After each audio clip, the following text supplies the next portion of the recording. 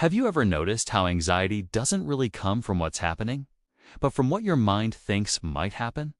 One moment you're replaying a conversation from yesterday, the next, you're worrying about a future that hasn't even arrived yet. Your body feels tense, your breath gets shallow, you and your mind just refuses to slow down. If that sounds familiar, you're not broken, you're human. The Buddha understood this restless, anxious mind deeply. He once said, "There is no path to peace. Peace is the path." Today, we're going to explore 6 powerful Buddhist teachings that can help you stop anxiety at its root, calm your nervous system, and return to a peaceful state of mind no matter what life brings. If you're ready to step out of fear and back into inner stillness, let's begin. In Buddhism, anxiety is closely linked to what's known as the monkey mind. Imagine a restless monkey, jumping from one branch to another, never staying still. That's our mind when it's anxious. It leaps from thought to thought, imagining danger, craving certainty, fearing loss. It's always trying to protect you, but it ends up completely exhausting you instead. The Buddha didn't say we should fight this mind. He taught us to understand it. And that brings us to the very first teaching. Teaching 1. Awareness dissolves anxiety. Anxiety thrives in the shadows, growing when our thoughts go unnoticed. But the moment you become aware of them, their power starts to weaken. Think about this. Instead of saying, "I am anxious," try saying, "I am noticing the feeling of anxiety." That small shift changes everything. It creates a distance between you and the feeling. Here's a simple practice you can try. The next time anxious thoughts arise, just gently label them in your mind. Silently say, "worrying," or "planning," or simply "thinking." There's no judgment needed and no need to push the thoughts away. This simple act of awareness creates space. And where there is space, anxiety cannot fully survive. It's like turning on a light in a dark room. The darkness simply disappears. The second teaching comes from one of Buddhism's deepest truths, impermanence, or Anicca. Everything changes. Every sensation, every emotion, every single anxious thought. But anxiety is a great liar. It tries to convince us this feeling will last forever. It won't. The Buddha taught that our thoughts are like waves in the ocean. They rise, they peak, and then they fall away, whether you interfere with them or not. So, when anxiety shows up, gently remind yourself this too will pass. Don't say it as a hopeful wish, but as a fundamental truth of existence. Impermanence isn't something to be afraid of. It's actually liberating. It means that no anxious state, no matter how intense, has the power to stay with you forever. It's temporary, just like everything else.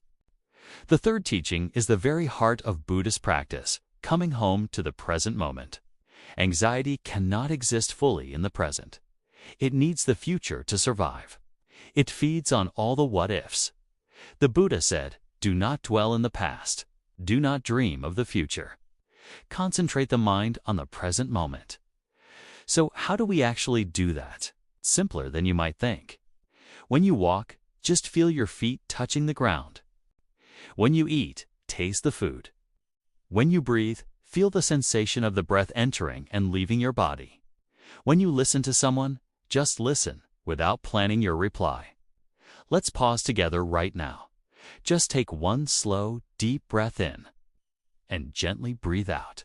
In that single mindful breath, anxiety loosens its grip, because right here, right now, you are safe. The present moment is your refuge.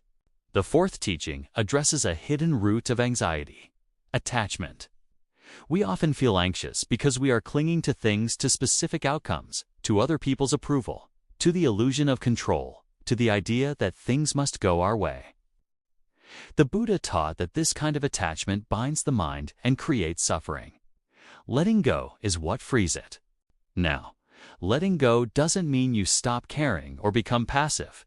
It means you stop gripping life with fear.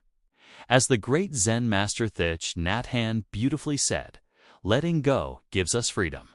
And freedom is the only condition for happiness. When you release the need to control every little detail, your mind can finally rest. You do your best, and then you let go of the result. The fifth teaching is acceptance, one of the most misunderstood ideas in Buddhism. The Buddha never promised that life would be painless. In fact, he acknowledged dukkha suffering or dissatisfaction as a natural part of existence. But he taught that much of our anxiety doesn't come from the pain itself, but from our resistance to it. We fight against reality. We argue with the present moment, and anxiety is born from that internal struggle. Acceptance is not weakness or giving up, it's wisdom. It sounds like this: this feeling is here right now, and I can meet it with awareness. When you stop fighting what is, your nervous system begins to relax. You're no longer wasting energy in a battle against reality. And in that space of non-resistance, peace becomes possible again. The sixth and final teaching is the middle way. Anxiety often pulls us into extremes. We get caught in too much fear, put too much pressure on ourselves, or engage in too much self-judgment. The middle way invites balance. It's a path between two poles. You don't violently suppress anxious thoughts, but you also don't get carried away by them. Instead, you observe them. You breathe. You gently return to your center. Imagine sitting peacefully by a river, watching your thoughts float by like leaves on the water.